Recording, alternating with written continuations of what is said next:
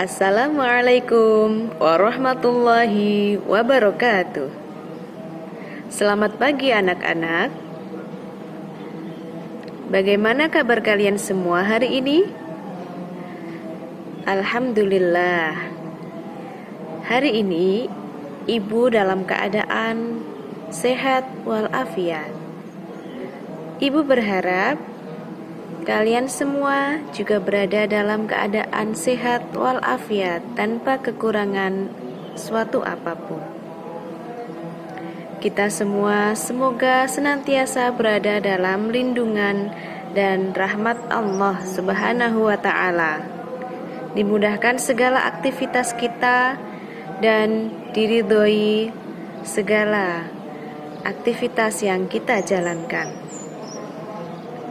Nah, anak-anak, hari ini kita akan belajar bahasa Indonesia. Kita akan belajar tentang analisis struktur dan kebahasaan teks editorial. Sebelum kita memulai materi pelajaran pada pagi hari ini, marilah kita mulai dengan bacaan basmalah dan doa bersama. Bismillahirrahmanirrahim. Rabbi zidni ilma warzuqni fahma. Semoga dengan bacaan basmalah dan doa barusan kita akan dipermudah dalam menjalankan proses pelajaran pada pagi hari ini. Kita diberi kemudahan pula dalam memahami pelajaran yang akan kita bahas bersama-sama. Anak-anak, ibu berharap kalian semua menyimak video pembelajaran pada pagi hari ini.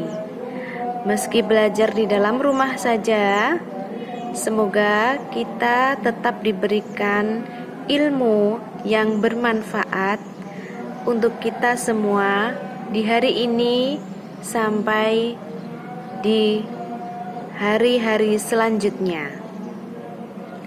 Baiklah, ibu akan mulai menjelaskan. Teks editorial termasuk juga teks eksposisi, seperti halnya ulasan teks-teks sejenis diskusi. Maka struktur umum dari teks editorial meliputi 1. Pengenalan isu. Di sini berupa pendahuluan yang berfungsi untuk mengenalkan isu atau sebuah peristiwa atau juga sebuah permasalahan yang akan dibahas. Bagian ini disajikan peristiwa yang aktual, fenomenal, dan pastinya kontroversial. Kedua, struktur dari teks editorial yang kedua yaitu argumen atau penyampaian pendapat. Bagian yang berisi tentang tanggapan redaksi tentang isu yang sudah dikenalkan pada pendahuluan. Selanjutnya yang ketiga yaitu penegasan. Penegasan dalam teks editorial di sini berisi tentang penutup, tentang kesimpulan, saran atau rekomendasi. Di sini juga terselip harapan tentang harapan redaksi kepada para pembaca atau pihak-pihak terkait dalam menghadapi atau mengatasi persoalan yang terjadi dari isu yang telah dibahas sebelumnya, dari isu yang telah dibahas pada pendahuluan maupun argumen. Nah, dari struktur teks editorial kalian sudah memahami? Alhamdulillah jika kalian semua sudah memahaminya.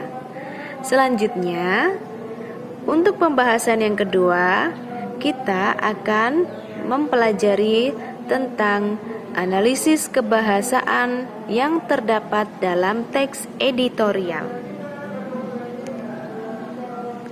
Kaidah kebahasaan yang digunakan dalam teks editorial tergolong dalam kaidah kebahasaan jurnalistik. Nah, apa saja kaidah-kaidahnya? Mari kita pelajari bersama.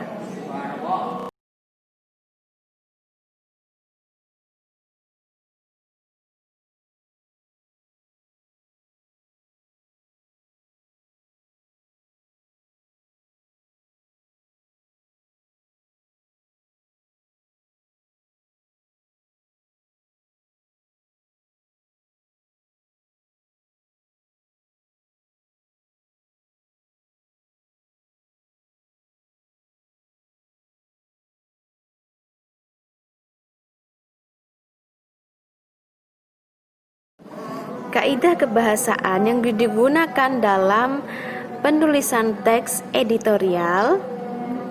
1. Penggunaan bahasa retoris, yaitu kalimat pertanyaan yang ditujukan untuk mendapat jawaban. Pertanyaan tersebut dimaksudkan agar pembaca mau merenungkan masalah yang dipertanyakan sehingga tergugah untuk berbuat sesuatu, atau minimal pembaca berubah pandangannya terhadap isu yang akan dibahas. Kaidah kebahasaan yang kedua yaitu teks editorial menggunakan kata-kata populer untuk memudahkan pembaca dalam memahami permasalahan yang akan dibahas. Jadi, pembaca akan selalu merasa rileks membaca isu tentang isu dan juga dengan bermacam-macam tanggapan yang cukup panjang, tanggapan yang cukup serius, tapi pembaca tetap merasa rileks ketika membaca isu tersebut.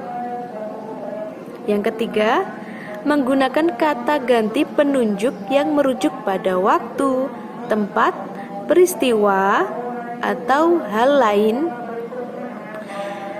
yang menjadi fokus dalam ulasan yang dibahas. Contoh, sungguh kenaikan harga itu merupakan kado yang tidak logis.